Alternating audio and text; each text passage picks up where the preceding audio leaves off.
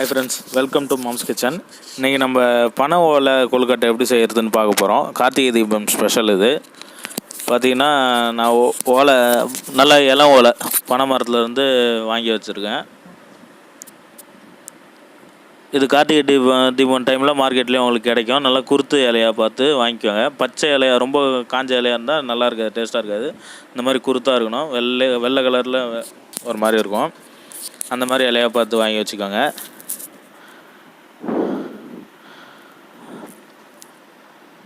நல்லா இலை கலர் பார்த்தாலே உங்களுக்கு தெரியும். முதல்ல அந்த கொழுக்கட்டைக்கு மாவு எப்படி ரெடி பண்ணுறதுன்னு பார்க்க போகிறோம். ஒரு பெரிய டபராவில் 2 சொம்பு தண்ணி ஊற்றிக்கோங்க. தண்ணி ஊற்றி உங்களுக்கு நீங்கள் கம்மியாக தான் செய்ய போகிறீங்க கொழுக்கட்டை அப்படின்னா இட்லி சட்டிலே நீங்கள் மாவு வேக வச்சுக்கலாம். நான் கொஞ்சம் 2 கிலோ மாவு எடுத்துக்கிறேன். டபராவில் துணி போட்டு கயிறு போட்டு கட்டி வச்சுக்கோங்க. அது அந்த துணி ஈரமாக இருக்கணும், நனைஞ்ச துணியாக இருக்கட்டும்.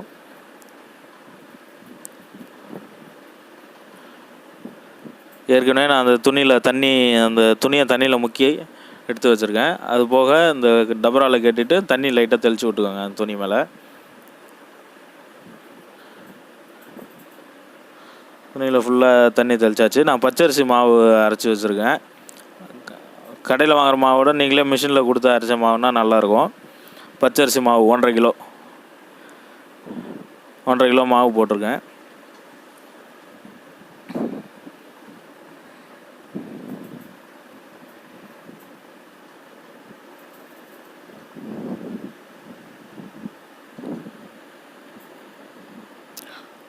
அந்த மாவை இப்போ நல்லா ஸ்ப்ரெட் பண்ணி விட்டுக்கோங்க அப்படியே ஃபுல்லாக.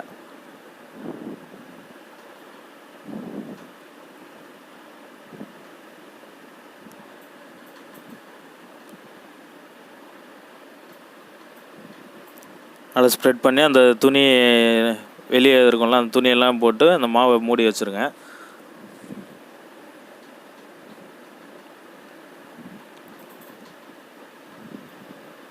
மாவு ஃபுல்லத்தையும் கவர் பண்ணி அந்த டபராக்கு ஏற்ற மாதிரி மூடி அடுப்பில் வேக வைக்க வேண்டியது தான்.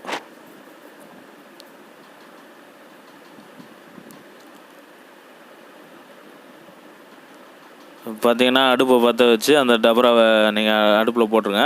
அந்த கொழுக்கட்டை மாவு, அந்த பச்சரிசி மாவு கொஞ்ச நேரம் வேகட்டும். ஒரு 1/2 hour வேகட்டும் நல்லா. அதுக்கு நடுவில் நம்ம அந்த இலையை வெட்டி க்ளீன் பண்ணி வச்சுக்கலாம். இது வெந்துக்கிட்டு இருக்க கேப்பில் இலையை பார்த்திங்கன்னா 2ஆக வெட்டுங்க.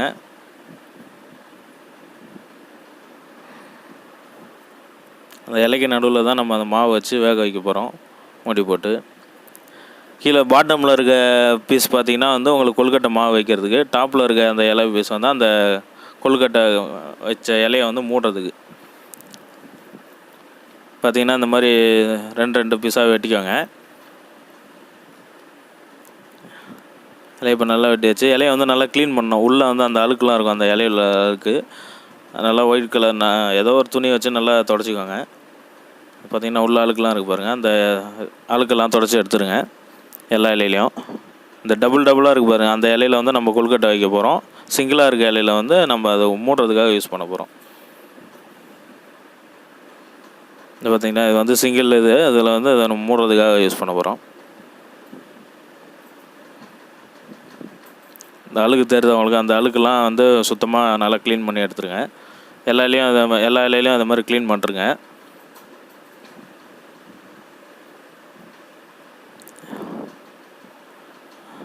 வெறும் துணியில் க்ளீன் பண்ணிட்டு அதுக்கப்புறம் நம்ம தண்ணியில் முக்கி க்ளீன் பண்ண போகிறோம் ஒரு வாட்டி.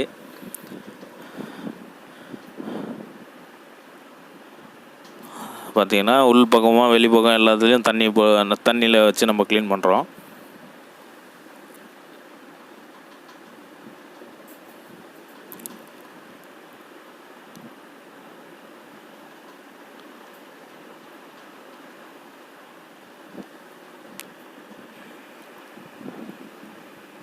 நீங்கள் அந்த அழுக்கு ஒழுங்காக க்ளீன் பண்ணலாம், உங்களுக்கு வயிற்று பிரச்சனை ஏற்பட வாய்ப்பு இருக்குது. அதனால் நல்லா க்ளீன் பண்ணுறேங்க ஃபுல்லாக.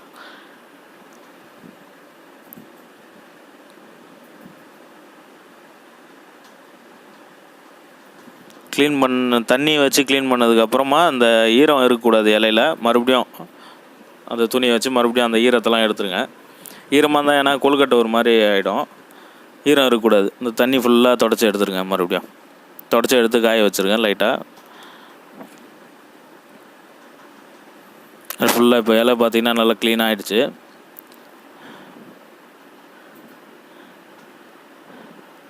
எல்லா இலையும் அது மாதிரி க்ளீன் பண்ணுறங்க.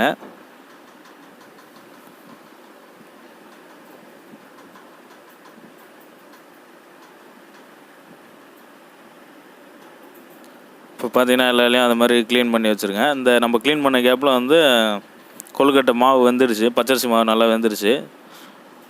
நல்லா வந்து ஆவி வருது பாருங்கள், வெளியே தெரியுது அவங்களுக்கு.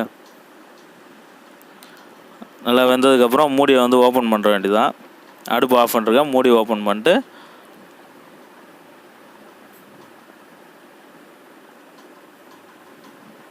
அடுப்பு ஆஃப் பண்ணுறேன்.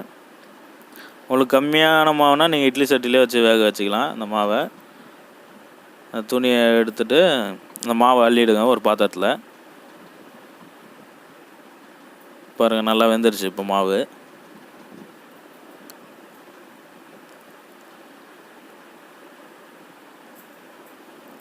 மாவெல்லாம் ஒரு பாத்திரத்தில் நல்லா முரத்தில் இதுலேயே அள்ளிடுங்க அந்த மாவை.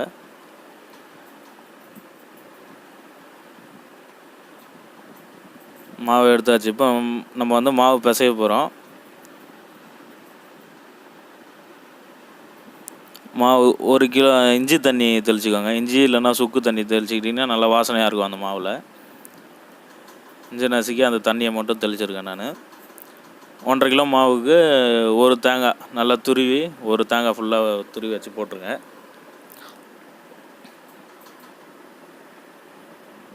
தேங்காய் போட்டதுக்கப்புறம் சிறுபருப்பு நான் வந்து வறுத்து வச்சுருக்கேன் ஏற்கனவே. 1.5 கிலோவுக்கு வந்து 150 கிராம் சிறுபருப்பு, 1 கிலோவுக்கு 100 கிராம் 150 கிராம் சிறுபருப்பு போட்டிருக்கேன் நான். அப்புறமா சீனி வந்து 1 கிலோ மாவுக்கு 400 கிராம் சீனி. அது வந்து 1.5 கிலோ மாவு 650 கிராம் சீனி போட்டிருக்கேன். போட்டு எல்லாத்தையும் நல்லா மிக்ஸ் பண்ணிவிடுங்க முதல்ல.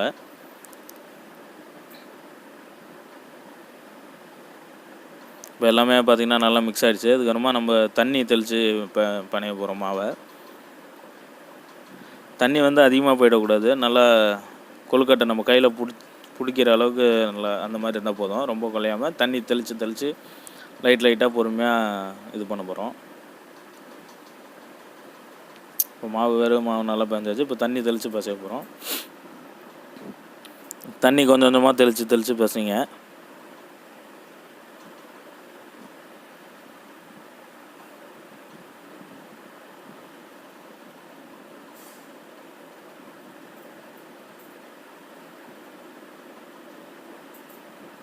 ஓவராக ஃபஸ்ட் டைம்லேயே வந்து நிறையா தண்ணி ஊற்றிடாதீங்க. நீங்கள் கொஞ்சம் கொஞ்சமாக போட்டு எப்போ தேவையோ அதுக்கேற்ற மாதிரி நீங்கள் பணிய ஆரம்பிச்சிடுங்க. ரொம்ப தண்ணியாக போயிடுச்சுன்னா அப்புறம் கொழுக்கட்டை நல்லா இருக்காது, ஒரு மாதிரி நீர்த்து போன மாதிரி இருக்கும். அதனால் தண்ணி கொஞ்சம் கொஞ்சமாக ஊற்றி பிசைஞ்சு இந்த சப்பாத்தி மாவு பிசைறீங்களா அந்த பதத்துக்கு கொண்டு வந்துருங்க. அதை விட கொஞ்சம் கம்மியாக தண்ணி இருந்தாலே போதும், அதிகமாக போடானா.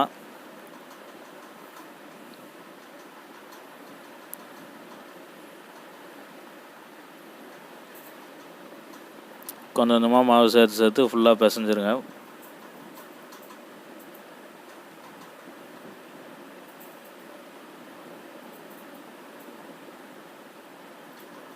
பார்த்தீங்கன்னா மாவு நல்லா ரெடி ஆகிடுச்சு.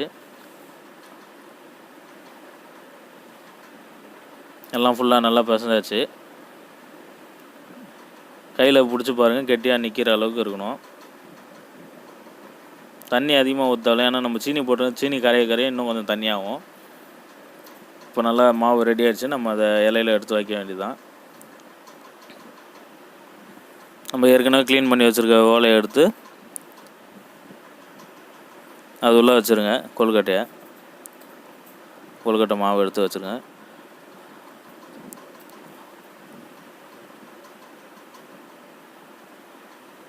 பார்த்திங்கன்னா 2 போர்ஷன் இருக்குது பாருங்கள் அந்த இலையிலே.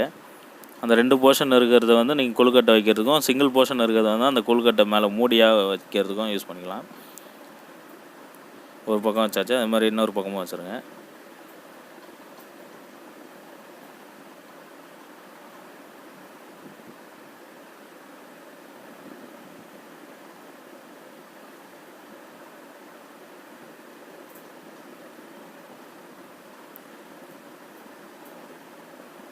கொழுக்கட்டை மாவு எல்லாத்தையும் இப்போ மாவு ஃபுல்லாக அது மாதிரி வச்சுட்டு நீங்கள் இது பண்ணிடலாம். இப்போ ஒரு 2 போர்ஷன் இருக்குது. அதில் வந்து நம்ம கொழுக்கட்டை மாவு வச்சாச்சு.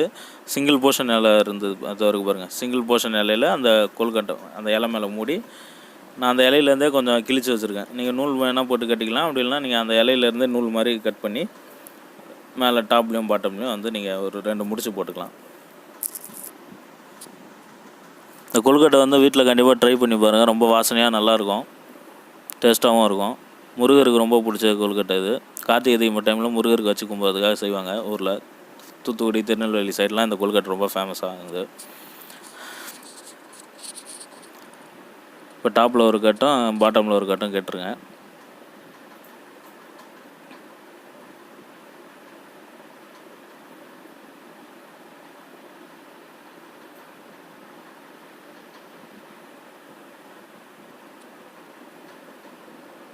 இன்னொன்று செஞ்சு காட்டுறேன். இது மாதிரி டபுள் போர்ஷனில் இருக்கிறதுல மாவு வச்சுருங்க.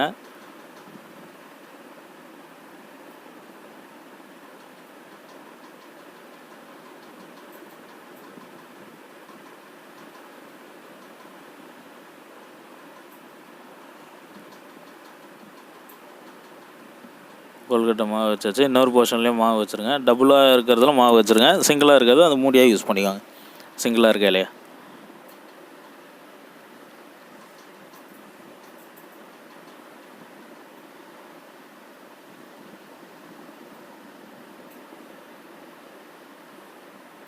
அவ்வளோதான். இப்போ மூடி அது மாதிரி நீங்கள் எவ்வளோ இலை வச்சுருக்கீங்களோ, எவ்வளோ மாவு இருக்கோ அவ்வளோத்தையும் இலையில வச்சு எல்லாத்தையும் கட்டி வச்சுருங்க.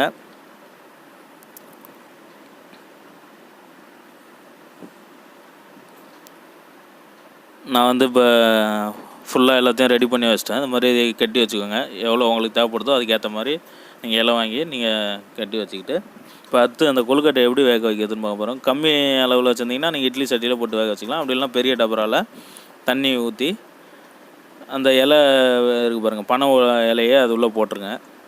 அந்த தண்ணி ஊற்றிடணும். 2 சொம்பு தண்ணி ஊற்றிக்கோங்க. பனை இலை போட்டுருங்க. அப்போ தான் வந்து உங்களுக்கு அந்த வாசனை கிடைக்கும். உங்களுக்கு அந்த நம்ம கட் பண்ண போக மீதி உள்ள இலை அப்படி இல்லைன்னா நீங்கள் தனியாக இதுக்குன்னே இலை வாங்கி அந்த இலை மொத்தத்தையும் அந்த டபராவில் போட்டுருங்க. அந்த தண்ணியை கவர் பண்ணுற அளவுக்கு இலை போட்டுருங்க ஃபுல்லாக. அப்போ தான் வாசனையாக இருக்கும் உங்களுக்கு. அந்த இலையோட வாசனை அந்த கொழுக்கட்டையில் இறங்கி நல்லா டேஸ்ட்டாக இருக்கும். இலை ஃபுல்லாக போட்டாச்சு. இப்போ கொழுக்கட்டை நம்ம கட்டி வச்சுருக்கோம் பார்த்தீங்களா, அந்த கொழுக்கட்டை இதை எடுத்து வச்சுருங்க. எல்லாத்தையும் உள்ளே போட்டுருங்க. அப்படியே தனியாக அதுக்கு துணியோ தட்டோலாம் எதுவும் வைக்க தேவையில்ல. அந்த இலை மேலேயே அப்படியே வச்சுட்டிங்கனாலே போதும், எதுவும் ஆகாது. ஃபுல்லாக எடுத்து வச்சாச்சு. ஃபுல்லாக எடுத்து வச்சுட்டு நம்ம அடுப்பு பற்ற வச்சு அந்த டபரா ஒரு மூடி வச்சுருங்க. மூடி அந்த டபரா எடுத்து போட்டுருங்க அடுப்பில்.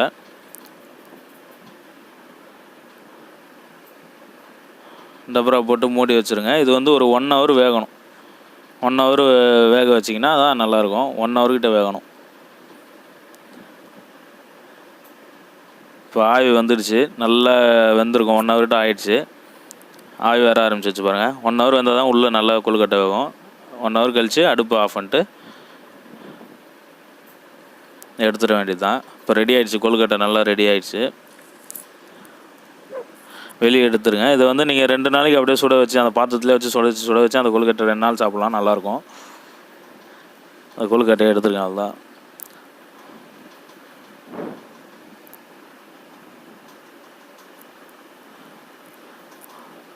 கொழுக்கட்டை எடுத்தாச்சு. இப்போ நம்ம பிரித்து பார்ப்போம்.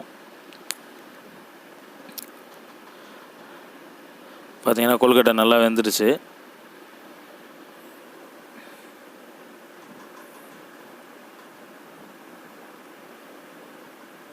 கொழுக்கட்டை எடுத்துருங்க அந்த இலையிலேருந்து.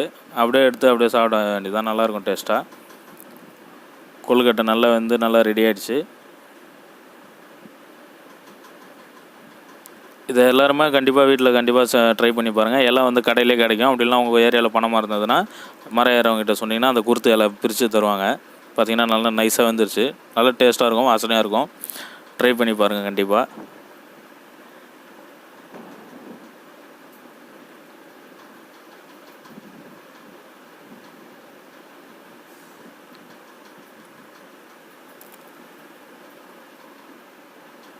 இந்த மாதிரி தான் இருக்கும். நல்லா டேஸ்ட்டாக இருக்கும் இலை. இதில் நீங்கள் சீனிக்கு பதில் வெல்லம் போடணுன்னாலும் வெல்லம் போட்டும் பண்ணலாம். அதுவும் இன்னொரு நல்லா டேஸ்ட்டாக இருக்கும். சீனி தான் போடணுன்ட்டு இல்லை, வெல்லமும் போட்டு நீங்கள் செய்யலாம். வெல்லம், நாட்டு சர்க்கரை எல்லாமே போடலாம்.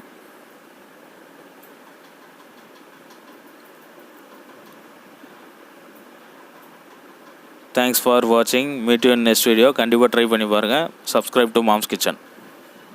தேங்க்யூ.